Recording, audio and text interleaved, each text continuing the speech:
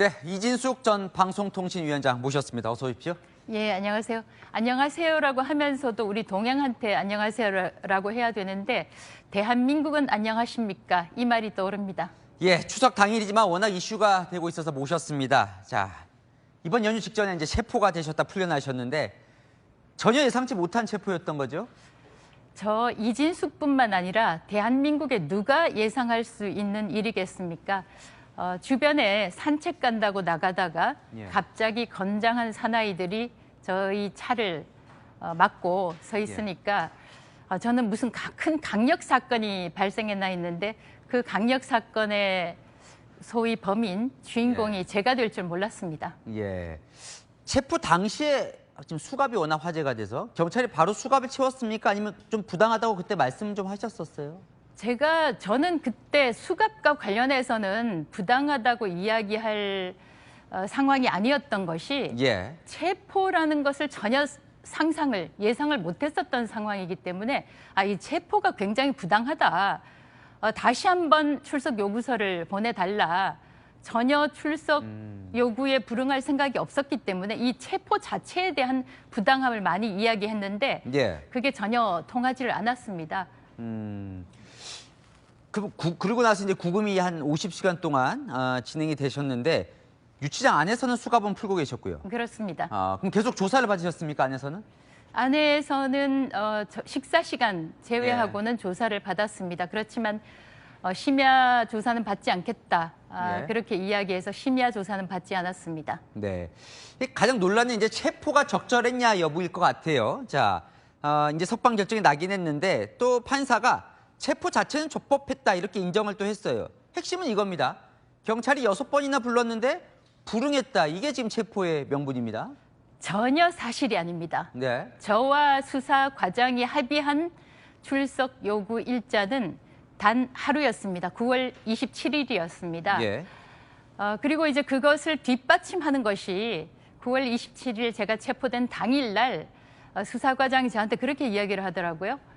저한테 전화만 한 번 했었어도 달라질 수 있었을 텐데요. 즉, 저한테 전화만 한 번 했었어도 체포가 되지 않았을 텐데 이런 취지로 이야기를 했는데 일단 그 8월에는 제가 변호인 선임이 안 됐습니다. 변호인 선임이 안 됐기 때문에 출석하는 것이 불가능하다고 제가 방통위 담당 직원에게 이야기를 전달하라고 했었고 왜냐하면 8월에 저한테 나중에 알고 보니까 출석 요구서를 보냈는데 3회를 보냈습니다. 보냈는데 그때는 제가 변호인이 없었기 때문에 선임을 하지 않았었기 때문에 아예 출석을 할 수가 없는 상황입니다. 9월 10일에 변호인을 선임을 했고 그 전날인 9월 9일에 제가 수사과장하고 통화를 하면서 27일에 출석하겠다. 그런데 여기서 이제 가장 문제가 되는 것이 9월 27일에 제가 출석을 하겠다고 하면 27일에 출석을 안 했을 때 그다음 출석 요구서를 보내는 거 아니겠습니까? 그런데 저도 모르는 상황에서 9월 9일에 한번 보내고 또 9월 12일에 보냈더라고요. 아니 9월 27일에 출석하겠다고 했는데 왜 추가로 2번이나 엉뚱한 출석 요구서를 보냅니까? 자, 여기서 정리를 한번 할게요. 이제 좀 길게 말씀하셔서. 그러니까 민주당은 이렇게 비판을 해요. 9월 27일 날 필리버스터 때문에 못 나왔다 이제 얘기를 하시니까 무슨 소리냐? 8월 중순부터 계속 보냈는데 8월 중순 때는 변호사 선임 때문에 못 나가신다고 이미 정리가 됐다는 거고 그 사이에는 9월 27일에 나가겠다고 했는데 모르는 사이에 2차례 불출석했다고 지금 나와 있다 이 얘기시네요, 그죠? 그렇죠. 아까도 좀 전에도 말씀을 드렸지만 불출석이라는 것은 출석 요구에 응하지 않았을 때 보내는 거 아니겠습니까?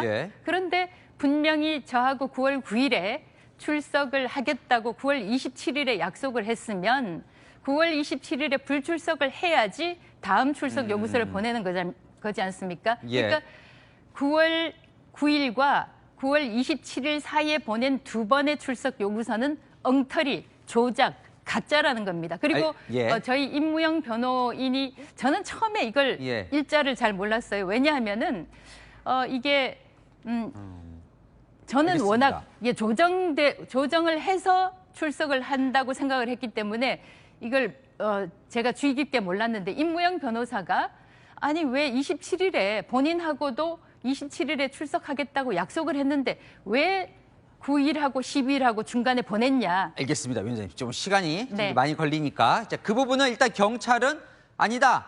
제대로 보냈다라고 지금 얘기를 하고 있기 때문에 약간 진실공방처럼 돼 있으니까요. 좀 넘어가 볼게요. 근데 체포돼서 경찰에 들어가면서 대통령이 시켰느냐, 정청래 대표가 시켰느냐, 개딸이 시켰느냐 말씀하시는 건 지금 체포가 지금 정치적 의도가 있다고 보시는 거죠? 제가 그 방통위원장으로 지명되고 난 이후부터 예. 민주당은 저에 대해서 탄핵시키겠다 이렇게 위협성 발언을 했고요. 예. 장관급 기관장으로는 사상 처음으로 사흘 청문회를 했습니다. 그런데 그게 사흘 청문회를 한 것이 자료가 부실하다, 자료 제출을 하지 않는다라고 하면서 사흘이나 끌었단 말입니다. 이번에 김민석 총리 보니까 그렇게 부실하게 자료를 제출을 해도 이틀 만에 끝내고 총리가 되더라고요. 그리고 제가 방통위에 와서 보니까 심지어는 국장이 인사하는 것 정도, 심지어는 과장 정도 인사도 대통령실에 보고를 하게 돼 있더라고요. 이게 루틴처럼 돼 있어요. 그런데 말씀드렸지만 저는 9월 30일, 10월 1일에 제 임기가 만료가 됐는데 자동 면직이 됐는데 자 그렇다면 9월 12일, 9월 9일, 9월 10일, 9월 9일과 27일 사이에 체포영장이 만약 지금 날짜는 정확치 않습니다. 그렇지만 어떻든 9월 30일 이전에 체포영장이 2번 신청이 청구가 돼서 기각이 됐다면 이것이 대통령실까지 보고가 되지 않았겠나. 저는 당연히 보고가 됐다고 그래서 생각합니다. 정치적 의도가 있다. 네. 자, 어쨌건 지금 이제 혐의를 받는 건 정치적 중립 위반, 의무 위반인데 어쨌건 유튜브에 나가서 민주당을 비판하는 건 현직 방송통신위원장 신분으로 그렇게 하는 건 정치적 중립 의무 위반이다. 감사원도 일단 그렇게 얘기를 하고 있는데 그 부분은 좀 잘못한 건 아닙니까? 어떻게 보십니까? 대한민국에서 민주당은 비판받아서는 안 되는 성역입니까? 제가 이야기했던 것. 민주당과 좌파 집단은 우리가 상상하는 모든 것을 하는 집단이다. 또 상상하지 못하는 것도 하는 집단이다라고 이야기했던 것은 저와 관련되는 이슈입니다.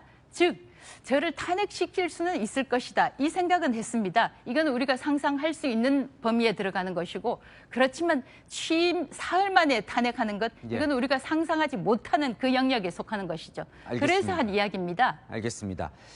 자, 만약에 사퇴를 했다면 방통위원장 수사나 이번처럼 체포되는 일은 없었을 걸로 보십니까?